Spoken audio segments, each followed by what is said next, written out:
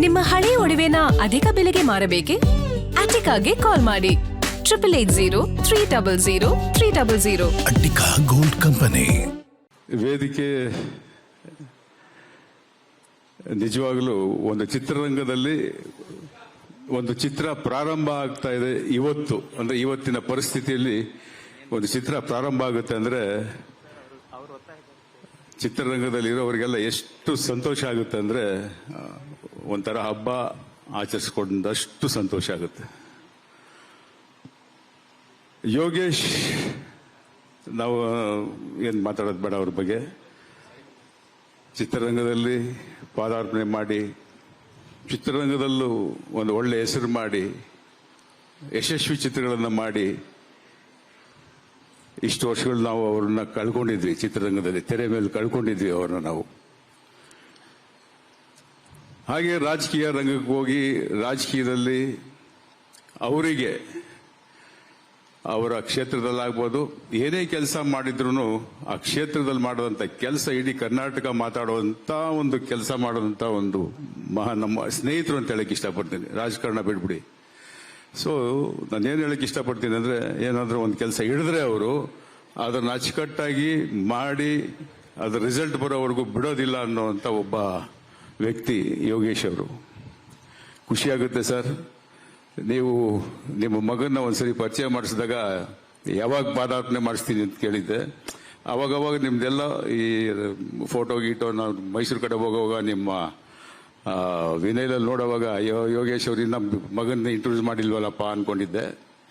So but ಇವತ್ತು ತುಂಬಾ ಖುಷಿ ಆಯ್ತು. ನಿಜ ಹೇಳ್ತೀನಿ, ನಾನು ಇವತ್ತು ತಪ್ಪು ತಿಳ್ಕೊಬೇಡಿ ಹಿಂಗೆ ಹೇಳ್ತೀನಿ ಅಂತ. ನನಗೆ ಅವತ್ತು ಶ್ರೀಕಾಂತ್ ಫೋನಲ್ಲಿ ಗೊತ್ತಲ್ಲ, ಶ್ರೀಕಾಂತ್ ಮಾತಾಡೋದು, ವೆಸ್ಟರ್ನ್ ಹೋಟ್ಲು ಹೀಗೆ ಫಂಕ್ಷನ್ ಅದು ಇದು. ನಾನೆಲ್ಲ ನಿಜವಾಗ್ಲೂ ಇವತ್ತು ಅವ್ರ ಮದುವೆ ಅನ್ಕೊಂಡು ರಿಸೆಪ್ಷನ್ ಅನ್ಕೊಂಡೆ. ನಾನು ಫಸ್ಟ್ ಬಂದು ಪಿಕ್ಚರ್ ಮಾಡಿ ಸರ್ ಅಂದ್ರೆ ಮದುವೆ ಮಾಡ್ಬಿಟ್ರಲ್ಲ ನೀವು ಬೇಗ ಅಂತ ಈಗ ಇಲ್ಲಿ ಒಳಗೆ ಬರೋವರೆಗೂ ಅವ್ರು ಕೇಳಿದೆ ನಾನು. ಈ ಇಲ್ಲ ಸರ್ ಏನು ಫುಲ್ ಪೋಸ್ಟರ್ ಇದೆಯಲ್ಲಪ್ಪ ಅಂದಾಗ ನನಗೆ ಆಶ್ಚರ್ಯ ಆಯ್ತು, ತುಂಬಾ ಸಂತೋಷ ಆಯ್ತು. ಮದುವೆ ಆಮೇಲೆ ಮಾಡಿ ಪರವಾಗಿಲ್ಲ. ಬಟ್ ಈ ಸಂದರ್ಭದಲ್ಲಿ ನಿಮ್ಮ ಮಗನ್ನ ಚಿತ್ರರಂಗಕ್ಕೆ ಪರಿಚಯಿಸ್ತಾ ಇರೋದು ತುಂಬಾ ಸಂತೋಷ.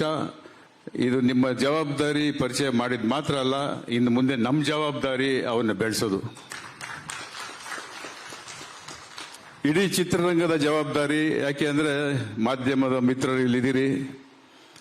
ನಿಮಗೆಲ್ಲ ಇವತ್ತು ಚಿತ್ರರಂಗದ ಪರಿಸ್ಥಿತಿ ಗೊತ್ತಿರುವಂತದ್ದು. ಮಾಧ್ಯಮ ನಮ್ಮ ಜೊತೆಯಲ್ಲಿ ಉಸಿರಾಗಿ ಬೆರೆತು ಇಷ್ಟು ವರ್ಷಗಳು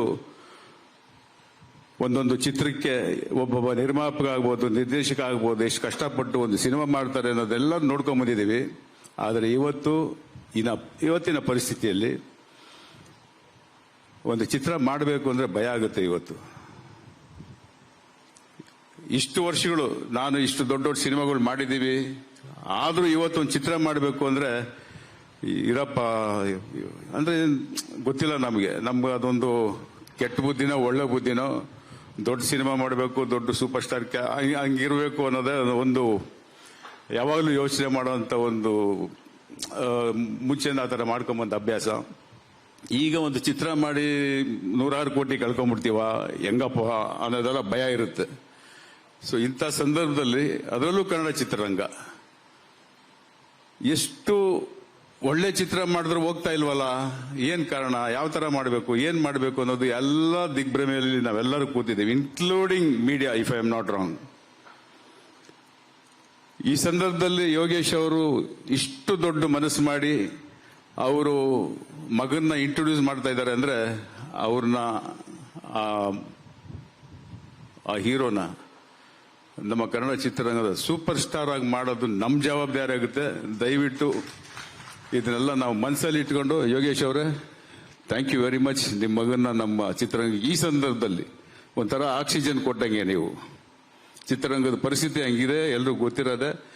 ಕೊಟ್ಟಿದ್ದೀರಾ, ಅದು 2 ಚಿತ್ರ ಅನೌನ್ಸ್ ಮಾಡಿದ್ದೀರಾ. ಒಳ್ಳೇದಾಗಲಿ. ನನ್ನಿಂದ ಚಿತ್ರರಂಗದಿಂದ ಏನೇ ಆಗಬೇಕು ಅಂದ್ರೂ ದಯವಿಟ್ಟು ಹೇಳಿ. We are there for you sir. Thank you very much. God bless.